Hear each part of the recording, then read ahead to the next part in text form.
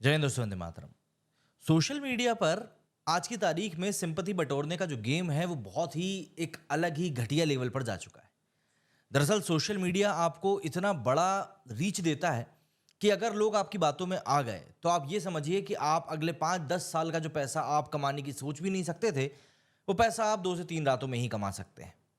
अब ऐसा कहने की मेरी वजह क्या है? वजह कुछ और है। दरअसल अभी कुछ दिनों से हिमांशु मिश्रा के कुछ वीडियो सोशल मीडिया पर वायरल हो रहे हैं जिसमें कि वो रोता हुआ दिखाई दे रहा है और ये कह रहा है कि मेरे परिवार ने मेरे से नाता तोड़ लिया है क्योंकि मुझको ऑनलाइन बेटिंग गेम की लत लगी हुई है और 96 लाख का मेरे ऊपर कर्जा है। पहला मुद्दा तो ये हो गया। दूसरा मुद्दा है सुपर फैन रॉबी का, जो कि बांग्लादेश का सुपर फैन बताया जाता है, टाइगर की वेशभूषा में आता है और उसने आरोप लगाया है कानपुर की जनता के ऊपर कि भैया वहां पर मेरे साथ मारपीटाई करी गई।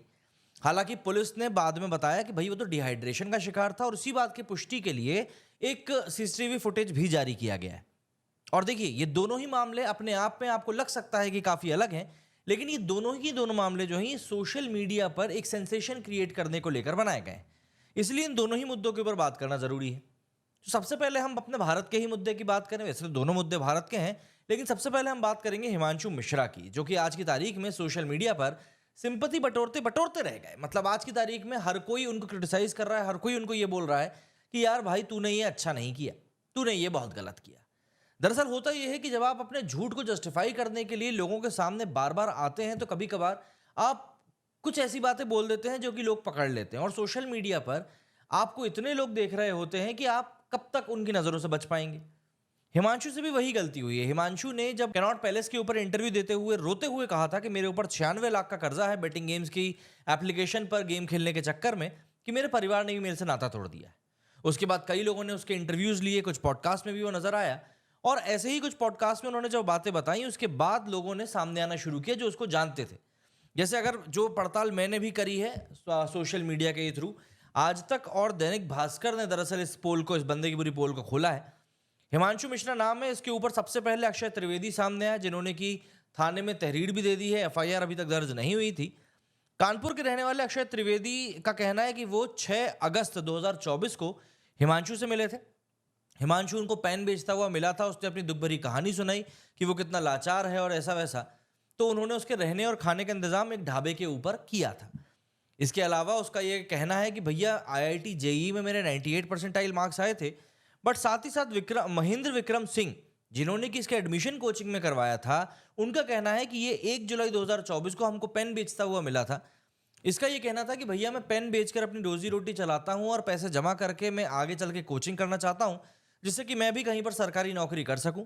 ऑब्वियस सी बात है, जब कोई बच्चा आपको इतनी मेहनत करता हुआ दिखाई देगा, अपने लिए इतनी लगन से लगता हुआ दिखाई देगा, तो आपके मन में विचार आ ही जाएगा कि यार इसकी चलो ठीक है, थोड़ी बहुत पैसों से अगर मदद हो सके तो हम कर देते हैं। और महेंद्र जी ने भी यही किया। महेंद्र जी ने उसकी मदद करी, उसकी कोचिंग वगैरह लगवाई। कोचिंग के जो संस्थापक हैं अंकित कुमार, उनका कहना है कि भाई वो वहां पर क्लासेस में एक ब्रिलियंट स्टूडेंट की तरह था और हमने उसको बैंक एसएससी की कोचिंग में दाखिला दिया था। एंड जाहिर सी बात है, जो कोचिंग के टीचर्स थे उनका भी जो बात निकलकर सामने आया, उनका भी यही कहना था कि भाई ये लड़का बहुत ज़्यादा ब्रिलियंट है। मतलब जो सवालों के वो जवाब दे रहा है, वो कुछ इस तरीके से जवाब दे रहा है जिस तरीके के जवाब सिर्फ और सिर्फ टॉपर स्टूडेंट्स जो रहते हैं ना वो दिया करते हैं। तो यहाँ पर आप उसको कहीं से कहीं तक भी कम नहीं आंक सकते कि वो तार्किक क्षमता में कहीं से कहीं तक भी कम था। लेकिन बात वही होती है ना कि इन लोगों का कहना है कि जो कहानी वो सुना रहा है उस कहानी पे यकीन कर पाना बेहद मुश्किल है। सबसे पहली बात तो यही है कि जो 96 लाख की बात की जा रही है, इतना पैसा आखिर इसको उधार देगा कौन? और देखिए, सवाल बिल्कुल वाजिब भी है, इसको आप डिनाय तो नहीं कर सकते। इन सभी लोगों को हिमांशु ने बताया था कि वो बिहार का रहने वाला है, लेकिन जब उसके आधार कार्ड की पड़ताल करी गई तो उसके आधार कार्ड में जो एड्रेस मिला वो कानपुर का था और गोविंद नगर का वो एड्रेस बता रहा था। जो फैमिली की डिटेल्स निकलकर सामने आई हैं उसमें पता चला है, एक पॉडकास्ट में उसने खुद नहीं बताया था कि उसके पिताजी जो कि अब इस दुनिया में नहीं है, वो ट्यूशन पढ़ाया करते थे। उसकी माताजी एक टीचर हैं और उनकी तनख्वाह करीब 40,000 रुपए है। भाई और भाभी जो है वो कानपुर में ही रहते हैं और एक भतीजी भी है। इसी को लेकर जब भास्कर ने भाई से बात करी, तब भाई ने सीधे तौर पर बात करने से मना कर दिया। उनका कहना था कि हम उसकी हर तरह की लत से बहुत परेशान थे और हम अब उससे पूरी तरीके से नाता तोड़ चुके हैं। तो एक तरीके से परिवार से नाता तोड़ने वाली जो बात निकलकर सामने आ रही है वो तो पूरी तरीके से सच है। तो ऐसे में सवाल उठता है कि भाई आखिर हिमांशु जो है वो इतनी नाटक नौटंकी क्यों कर रहा है, अगर वो कर रहा है तो। अब आप देखिए, इस पूरे मामले में सिर्फ इतनी सी बात नहीं है, बातें और भी हैं। जैसे कि 96 लाख की जो ये इसने बात बताई है, उसने कहा है कि वो करीब 5-6 साल से इस गेमिंग की लत में लगा हुआ है और उसका कहना है कि ये गेम ऑफ स्किल कहते हैं ये लोग और मैं करीब 2 से ढाई लाख रुपए एक बार में कमा भी चुका हूँ। और जब मैंने वहाँ से इतना पैसा कमाया तब मैंने लोगों को लालच देना शुरू किया कि भैया मैं आपका पैसा डबल करके दूंगा और ऐसा करूंगा वैसा करूंगा। इसी लालच के चक्कर में वो उसने कहा कि भैया मैं लोगों से पैसे उधार लेता गया, मेरी जान पहचान में जितने लोग हैं उनके जान पहचान में लोगों से अगर मिल पाया तो ऐसे कर कुरू के मैंने पैसा लिया। और साथ ही साथ उसका ये कहना है कि 96 लाख तो वो है जो मुझे याद है, जो पैसा मैंने उधार लिया है वो इससे भी कहीं ज़्यादा हो सकता है।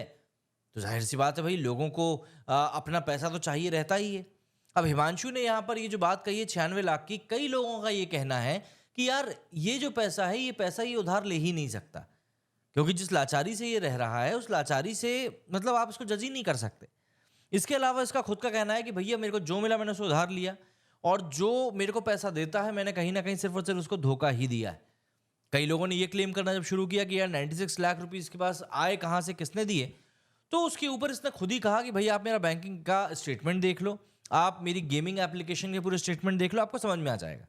लेकिन हाँ, यहाँ पर हिमांशु सही है या गलत है ये तो खैर मैं आप लोगों के ऊपर छोड़ता हूँ, लेकिन बेटिंग ऐप्स जो हैं, गेम ऑफ स्किल वाली जो एप्लीकेशंस हैं, जिनको कि हमारे देश के कई बड़े बड़े नामी गिरामी खिलाड़ी जो हैं वो प्रमोट करते हैं, उसको लेकर लेकिन ज़रूर एक अवेयरनेस की शायद ज़रूरत है। क्योंकि हिमांशु भले ही झूठ बोल रहा हो लेकिन कहानी अक्सर यही निकल कर सामने आती है। अब हिमांशु को ये भी कहा जा रहा है, सुप्रिया श्रीनेश जी ने जैसे ट्वीट किया और उसमें उन्होंने नरेंद्र मोदी के साथ में इसकी फोटो लगाई और उनका कहना था कि ये दोनों तो सेम ही है, मतलब उनका मतलब था एक्टिंग से और उन्हें धोने की जो बात थी उससे। ये तो बात हुई हिमांशु की। दूसरी बात है सुपर फैन रॉबी की। बांग्लादेश से आया हुआ ये fan Kanpur cricket test match में उस समय सुर्खियों में आ गया जब ये अस्पताल में भर्ती हुआ और वहां पर इसके कुछ वीडियोस वायरल हुए जिसमें कि ये बता रहा था कि उसको मुक्का मारा गया। अब ऑब्वियस सी बात है भाई, किसी दूसरे देश का फैन जब हमारे यहाँ आएगा और उसके साथ ऐसा व्यवहार होगा तो सवाल तो खड़े होंगे ही, ना सिर्फ प्रशासन के ऊपर बल्कि जो वहाँ पर पुलिस अधिकारी थे उनके भी ऊपर कि भैया ऐसे कैसे हो गया। क्योंकि हम देखते हैं इंटरनेशनल मैचेस में सिक्योरिटी कितनी टाइट होती है। अब इस बारे में जब पड़ताल करी गई तो कहानी कुछ यूं है कि बांग्लादेश में इस समय भारतीय हिंदुओं के साथ में जो चल रहा है, उनके साथ में जो व्यवहार हुआ है, उसके बाद में कानपुर टेस्ट को कराने से पहले कुछ हिंदू समितियों ने कहा था कि भाई हम यहाँ पर आपका मैच नहीं होने देंगे और इसके लिए उन्होंने काफ़ी बातें भी कही थी। हालांकि बीसीसीआई ने प्रशासन से इस बात को क्लियर किया और फिर मैच को जो है ऑर्गेनाइज करवाया गया। और इसी के बाद में इस तरह की खबरें निकल कर आई पहले दिन के खेल के दौरान कि ये सुपर फैन रॉबी जो है ये सिराज को अपशब्द कहने की कोशिश कर रहा था और उसी के बाद में लोगों ने थोड़ा इसके साथ चिल्लाचोट करी और फिर इसको मैदान से बाहर कर दिया गया।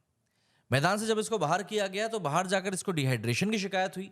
हालांकि इस पूरे मामले में पुलिस ने भी इसकी मदद करी कि भाई पहले उसको अलग बिठाया, फिर उसके बाद जब बात नहीं बनी तो उसने जब बाहर जाने का कहा तो उसको बाहर हटा दिया गया। उसी का एक सीसीटीवी फुटेज भी निकल कर सामने आया है और उस फुटेज में वो आराम से चल रहा है और चलते चलते एकदम से पेट पकड़कर बैठ जाता है। उसके बाद जो वहाँ पर आसपास के लोग थे, ऑब्वियस सी बात है वो बांग्लादेशी लोग तो थे नहीं, वो सभी उसकी मदद के लिए आगे आते हैं और सभी उसकी मदद करते हैं। उसको अस्पताल पहुँचाने में पुलिस को इत्तला दी जाती है, पुलिस उसको अस्पताल लेकर जाती है जहाँ पर डिहाइड्रेशन की बात निकल कर सामने आती है और इस तरीके से सारी की सारी बातें क्लियर हुई। हालांकि उस वीडियोज़ में उस लड़के ने जब कहा कि भाई मेरे साथ मारपिटाई करी गई, देखिए जाहिर सी बात है गलत तो मुझे भी लगा क्योंकि हम कोई बांग्लादेशी तो है नहीं कि जिस तरीके से बांग्लादेश में हरकतें करी गई वैसी हरकतें हम भी करें। लेकिन यहाँ पर मुद्दा इन दोनों ही केसेस में आप ये देखिए कि सुपर फैन रॉबी ने भी जो हरकत करी है और हाँ बाकायदा पुलिस ने सामने आकर इस बात को लेकर क्लियर किया है कि भाई उसकी कोई मारपिटाई नहीं हुई थी बल्कि उसको सिर्फ और सिर्फ डिहाइड्रेशन हुआ था। मैं आपको एक एग्जैक्ट स्टेटमेंट भी बता देता हूँ कि यहाँ पर पुलिस ने क्या कहा है। यहाँ पर एसीपी कल्याणपुरा अभिषेक पांडे ने कहा है कि रॉबी को तत्काल चिकित्सा देखभाल मिली। उन्होंने जोर देकर कहा कि उस पर कोई हमला नहीं किया गया था जैसा कि शुरुआती रिपोर्ट्स में इस बात को बोला गया। अधिकारी ने कहा कि भारत और बांग्लादेश के बीच टेस्ट मैच के दौरान दर्शकों में से एक जिसका नाम टाइगर है उसकी अचानक तबीयत खराब हो गई, बीमार पड़ गया और पुलिस ने ही उसे इलाज के लिए मेडिकल टीम के पास भेजा और अब वो ठीक है। उनका साफ तौर पर बस यही कहना था कि रॉबी जो है वो खुद भी इस पूरी घटना को सटीक तरीके से सामने बता नहीं पा रहा है घटनाक्रम के अनुसार और इसीलिए हमको उसकी बातों में एक तरह की हिपोक्रेसी लग रही है कि वो कहाँ सच बोल रहा है कहाँ झूठ बोल रहा है। फिलहाल उसका इलाज चल रहा है, उस बात को क्लियर किया जा रहा है तो जाहिर सी बात है सारी चीज़ें अब धीरे धीरे निकल कर सामने आ ही जाएंगी। लेकिन अगर हम इन दोनों ही सिनेरियोज की बात करें तो रॉबी के केस में भी सोशल मीडिया पर एक सेंसेशन क्रिएट करेगी जिससे कि उसको सिंपैथी मिले, चाहे वो उसके देश के लोग हों और कई सारे भारतीय भी हैं जो उसके साथ सिंपैथी रखेंगे। या फिर हिमांशु का केस हो कि हिमांशु ने जिस तरीके से चीज़ों को प्रेजेंट किया, कहीं ना कहीं उसको पब्लिक की सिंपैथी ही मिली है। मुद्दा बस ये है कि सोशल मीडिया के दौर में आप किसी भी कहानी को किसी तरीके से प्रेजेंट जब करते हो तो उसका फर्क नहीं पड़ता। लेकिन जब आप एक पर्टिकुलर कहानी को एक पर्टिकुलर तरीके से लोगों के मन मस्तिष्क में हिट करने के लिए सेट करते हो, तो आप पैसा भी उगा सकते हो, और ऐसा कई लोगों ने किया भी है। अब आप मुझे बताइए कि इन दोनों ही सिनेरियोज में आपको कौन सही और कौन गलत लगता है, और क्यों लगता है।